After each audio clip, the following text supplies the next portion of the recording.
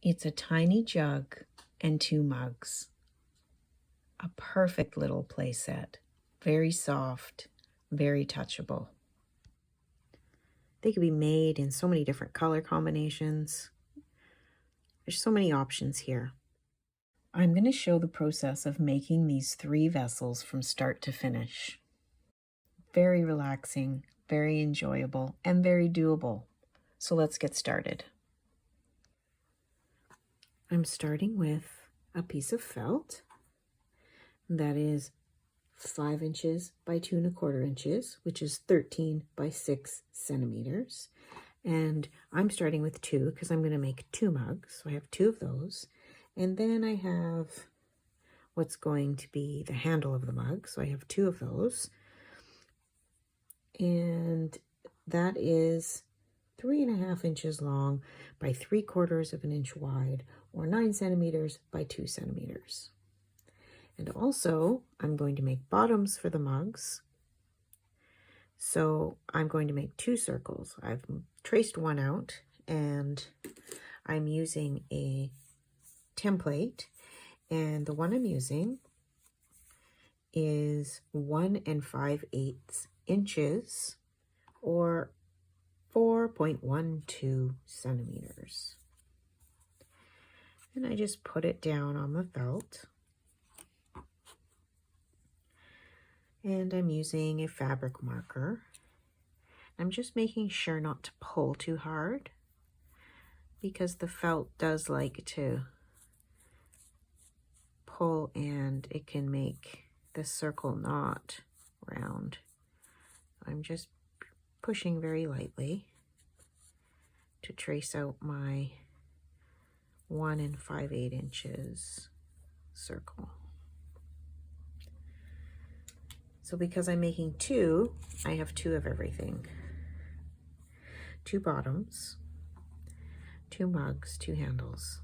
So in the end, these are going to be stitched together, just touching like this. They're going to have a bottom, and they're going to have a handle. So now it's time for fabrics. I'm not going to cut these circles out quite yet, but they'll need to be cut out before I can start using them. So I've decided I'm going to go with a purple theme. So I'm going to use this fabric, which is going to be on the outside. And then on the inside, I'm using this sort of bluey purple color that's going to be the lining. Then for the bottom, I'm thinking about using this purple gingham, and I will have to also have an inside part for the bottom part. So I'm thinking about using this piece of sort of mottled purple. I'll have a purple theme going today. So I'm going to put this lining fabric on both pieces and flip them over. And then I'm going to take my purple floral fabric and cut it to size and put it on the front. So I've chosen 2 colors of purple, a darker lavender and a lighter lavender, and 2 shades of green.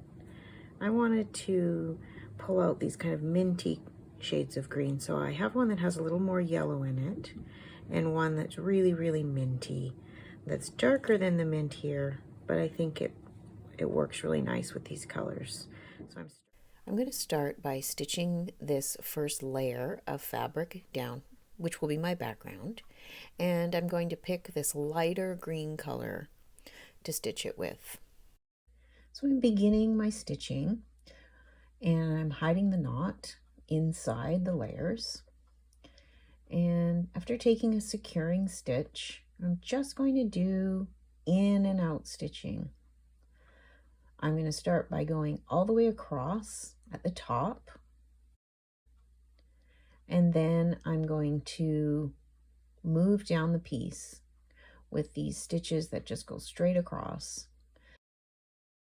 So this is my first layer of stitching, and it's also securing the 3 layers together. This is a slow, relaxing process. I'm not worrying about making perfect stitches in terms of them all being the same length or the spacing or even straight lines. I'm just moving across the piece, going through all layers and securing everything together. I've added that first layer of stitching. So now everything's secured. You can see that the pieces are uneven, and that's okay. Just have to embrace that in this process, and eventually they will either be stitched and folded and it will become even, or it can be trimmed depending on what my needs are in the situation. So now with this first layer done, I had an idea of bringing in another color, a nice bright color for collage, and this certainly is bright, and this certainly is a nice contrast. Kind of punch this up and it really adds something. So I'm going to add it on both pieces because I'm making a pair, and I'm going to stitch that on. I've cut the green into patches, and I'm choosing this lavender floss to stitch them. I've done some straight stitches to secure these 2 patches down, and now I'm going to do the same with the other piece. So using this lavender to contrast with the green is going to make these stitches show up quite a bit more than the stitches I'd done in my first pass. So these ones I'm going in the other direction with my stitching. So there's a contrast there. And I'm taking smaller stitches than I had to secure the 3 layers together. And I don't mind going off the edge of the patchwork as I'm stitching. That'll help integrate it. And I'm putting the rows of stitching fairly close together with these small stitches.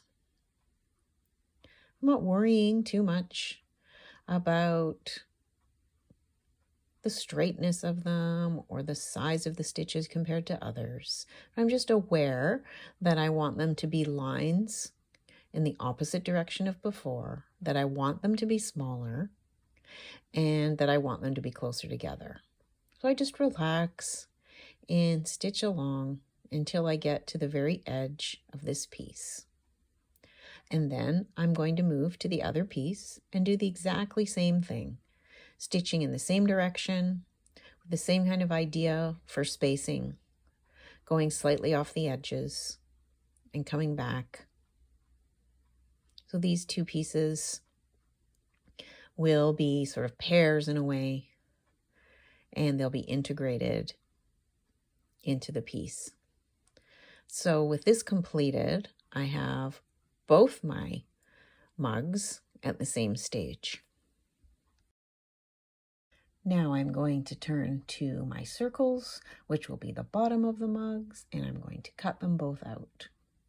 So I'm going to take my scissors, and when I cut them out, I'm going to go far out on the edge so that I preserve the circles at their largest point. Instead of cutting inside the lines that I had drawn, I am going to cut on the very outside of those lines, just to make sure that I don't have a circle that's too small. I have 2 squares of the gingham fabric, and I'm going to stitch them onto my felt circles using random straight stitches, moving in and out. This is really meant to secure them by making sure that my stitches go all the way through to the other side. And once I've moved across, I add the piece I want on the other side. And then I begin to stitch through all 3 layers.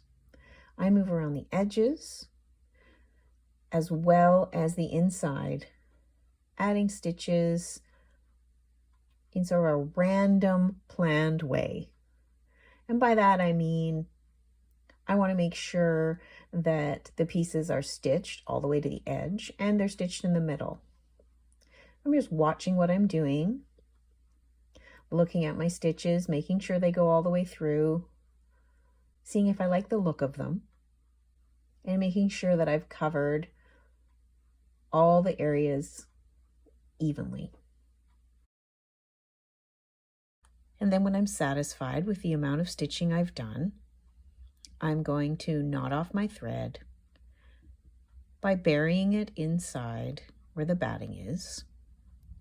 Then I'm going to grab my scissors and I'm going to cut all the way around, making it a circular shape and getting it ready to stitch the edges.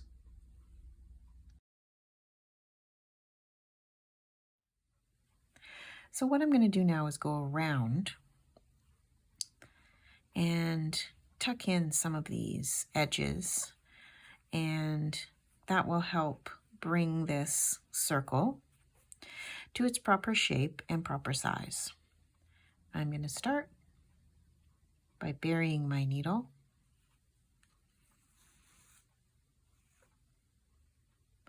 and then I'm going to go around. I'm going to use a blanket stitch.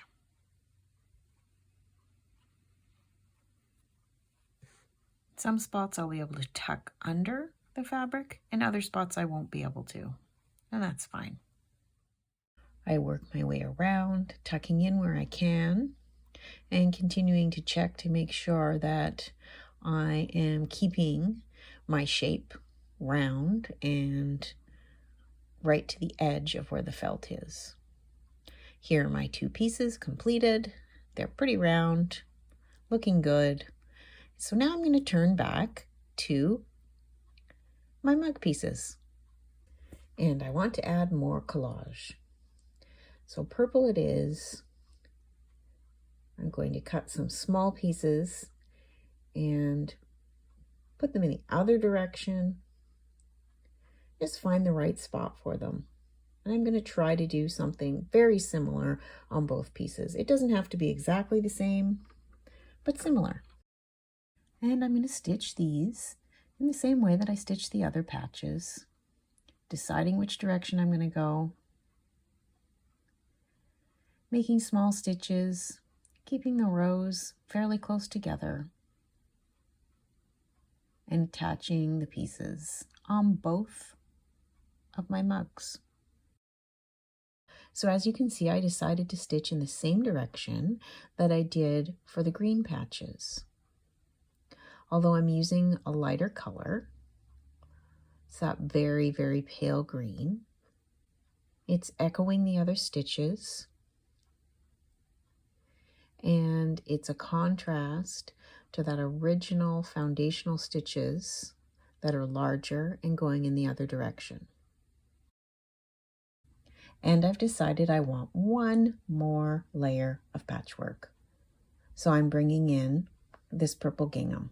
I just have to decide exactly where I want it, and then I'm going to stitch it on. Adding the gingham here is going to tie it in with the gingham I've already sewn onto the bottom. I've begun to add stitching around all the edges of the patches, so I've only completed these two so far. I need to do the green ones and the purple ones. And what they are is straight stitches. And they serve the purpose of securing the piece down in a way where it's still raw edge, but it's not going to come up in the same way as if I didn't do it. And one more layer of securing down, and it also adds a kind of a finished look that I like. This is an area where another layer of texture and color is added. Any color of floss can be used. It doesn't have to be the same color used in the patches. So this is where creativity comes in, and I've chosen this darker lavender color, and I'm just going around this green piece. I'm going to travel to the other side of the green patch by placing a few stitches in the purple patch, and continue around with this darker color on the green patch. So because the stitches are going in a different direction, it gives more for the eye to look at. It really is a decorative element as well as being a really functional securing element for all of these patches. And this is a step that I really feel like is necessary to make the piece look finished and complete, but also in terms of if it's being touched and used and moved around, it's going to make it last longer. Those patches are going to stay in place, and while there will be some fraying, which really is part of the charm of it, it's not going to come apart or unravel. They're not going to come away. They're going to stay where they are. So these are just straight stitches, nothing complex, fairly close together. They could also be satin stitches if that's the look that's preferred. And in this case, I just chose to make them a little closer together than the other stitches that I had done previously. I think it really adds a nice touch. Turning to the top edge of the piece, so this would be the top of the mug, not where I'm going to be stitching on the round circle at the bottom. I'm going to fold under the fabric and do a blanket stitch all the way across. I've chosen this purple color because I think it's going to add a nice sort of rim to my mug. And so I secure my thread and I begin my blanket stitch. And what I do is I use my left hand to hold down the fabric that I've folded under. And then I stitch along with my blanket stitch. I work my way across, trying to keep the fabric snug against the felt. Here's a view from the other side. It's the same thing I'm doing. Folding it under, moving along with my blanket stitch. It's finishing the edge, and it's adding a nice decorative element, but also functionally making it a nice rim. I finished both edges, purple on one side and a light green on the other. The light green is going to be the bottom and the purple is going to be the top.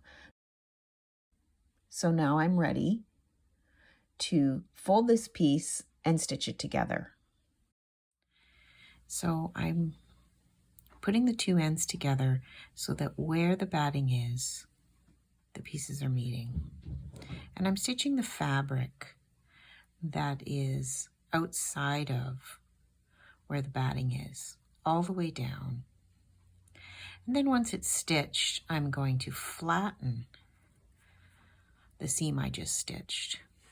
So I've done the first one. So here's the seam I stitched using a back stitch. And then once I stitched the seam, I flattened it out and used straight stitches to keep everything flat and in place. So if I turn this inside out,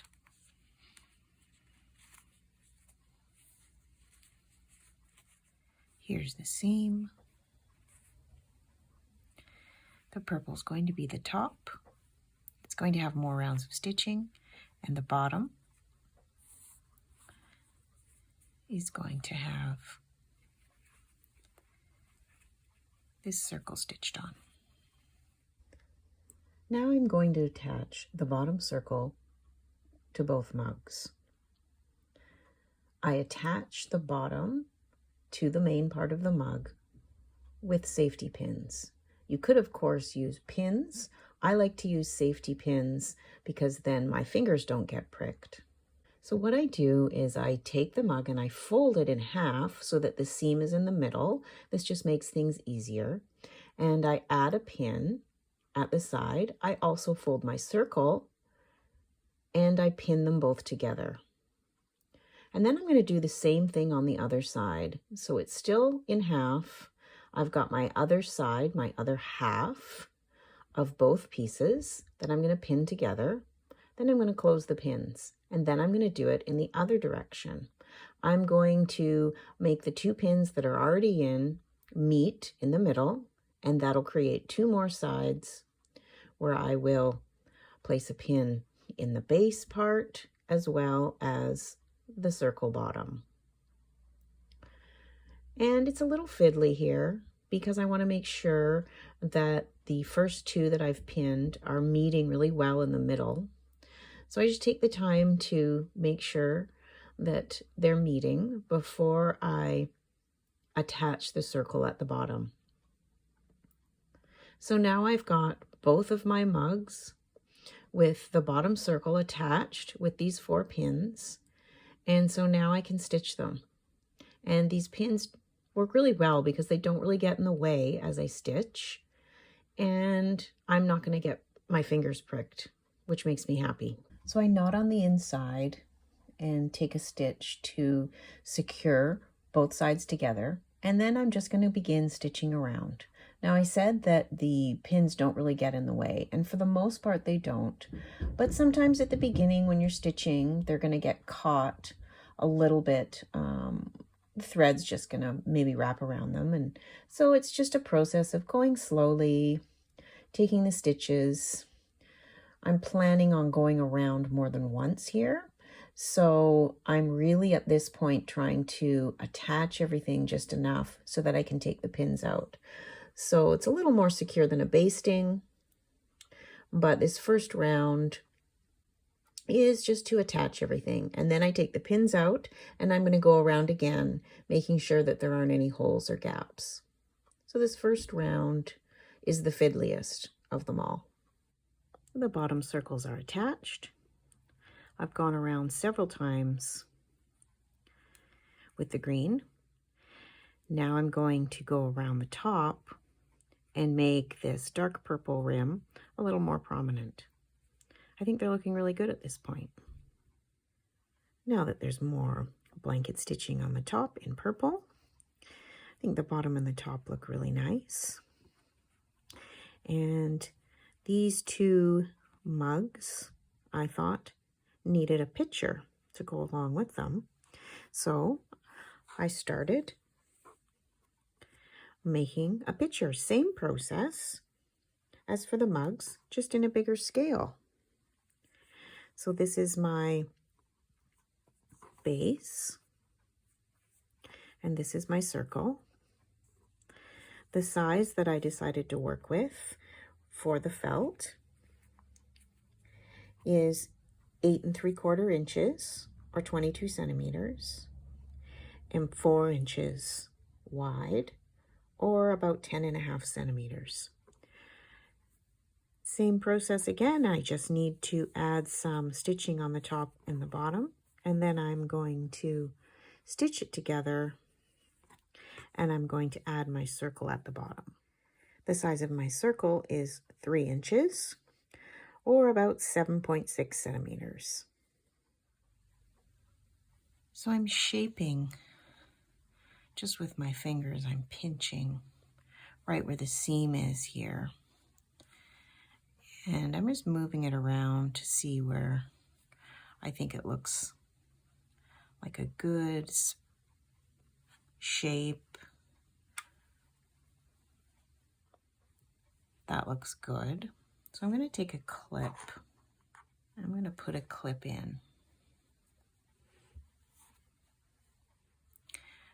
So it seems to me like the trick is to create the spout and also this sort of tilt where this part, where the spout is, kind of goes forward a little bit. So I want to secure that with stitching.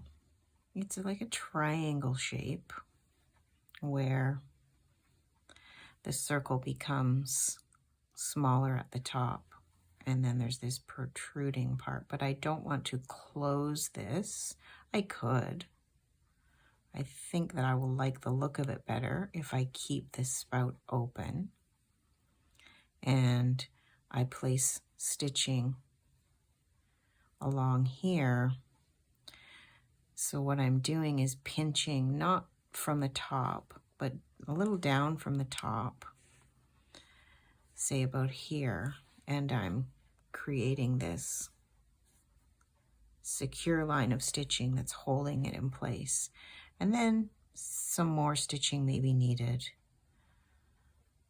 to keep it in the position that I want it to be. So I'll start with the line of stitching. I'm going to come in and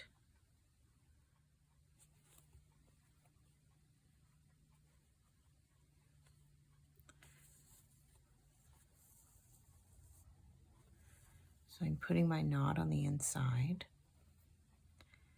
and I'm going to stitch through to the other side where the clip is holding the piece together. And that's going to be my first area where I take some stitches to secure everything.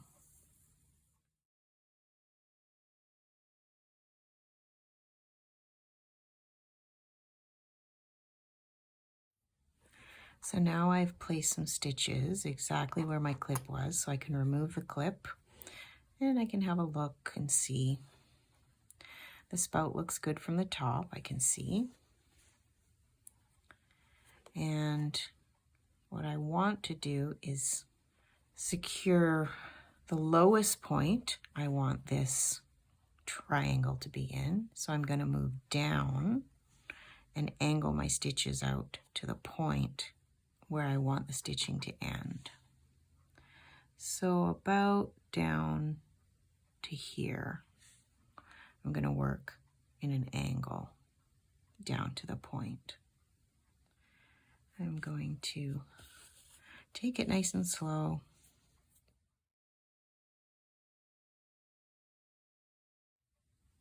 Remove the clip. So here's the point. And I'm going to stitch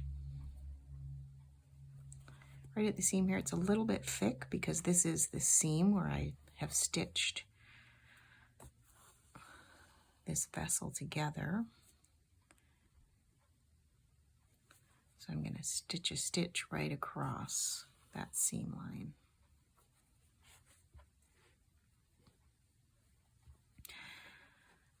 So I think that looks good. I think that I've stitched far enough up that this will be a nice open spout. And now I'm going to go to the inside. You can see my original knot. I'll just clip those threads from my original knot, and I will come through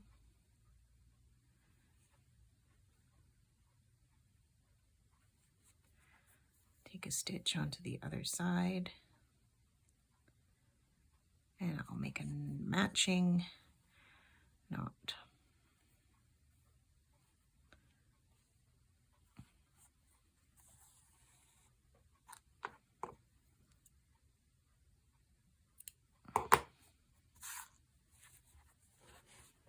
Here's my very simple spout. I've taken wire and I've cut it to size and bent over the ends. I think a pipe cleaner would work well for this too. I've made a longer one for the jug and these ones for the mugs. I'm using 22 gauge wire, and this one is thick enough that it's gonna hold its shape, but it's very pliable. Probably a little stronger than a pipe cleaner in terms of holding its shape. So now I'm going to couch on the wire to my felt. I'm using the little loops I created in the top of my wire to secure it in place at the top. So I'm taking a few stitches through that spot, and then I'm just going to move down the wire with some small stitches holding it in place.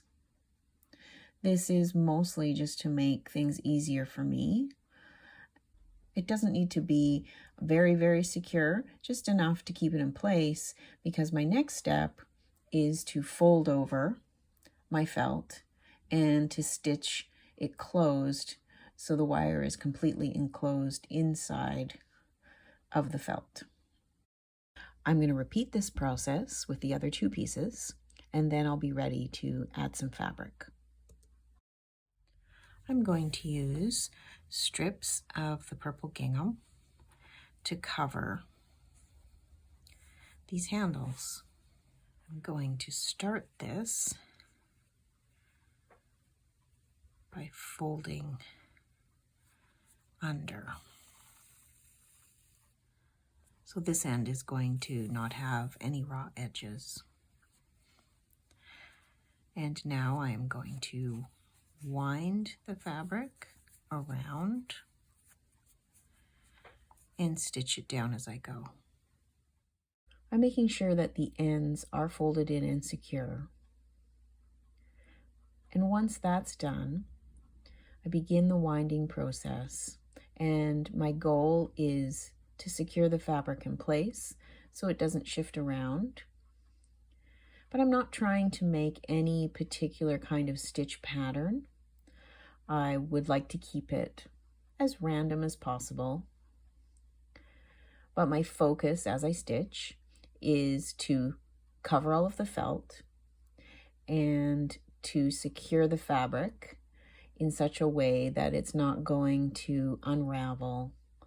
And when I get to the end, I do the same thing I did at the beginning. I fold under the fabric and I take some extra stitches to make sure that the end is secure. So here I have my two mug handles completed, and I curve them around both into a sort of a C shape. And I'm going to hold them up against the mug. I'm going to place them right at the seam. And I'm going to stitch the top part on first. And I'm making sure to stitch the entire curved part down. Not just the bottom or not just the top, the entire piece, so it's very secure. Then I move to the bottom and I'm going to do the same thing. That entire curved part that's touching the mug, I want it to be stitched from the top to the bottom to create a really secure join. And it's going to also help keep the shape of the mug when it's moved around, because I know these are going to be played with. So I want everything to stay together, especially this piece because there's wire inside. When I feel that it's secured and I'm ready to knot off my thread, it's a little too hard to reach inside. It's such a small space. So I'm going to knot off underneath the bottom of the mug on the outside. I take a few stitches back and forth to secure the thread, and then I just snip off what's left. So I've completed my first mug and I'm really happy with the way it's turned out. It's very soft and touchable. And I think it'll be very fun, not just to look at, but for my granddaughter to play with when she visits. So now I just have to do the same thing to the other pieces. Here's a look at these little pieces against white. It really shows off the fabric and the stitches. I love how simple it looks, how homey it looks, and how soft they are. Here's our little play set. We have a jug and two mugs.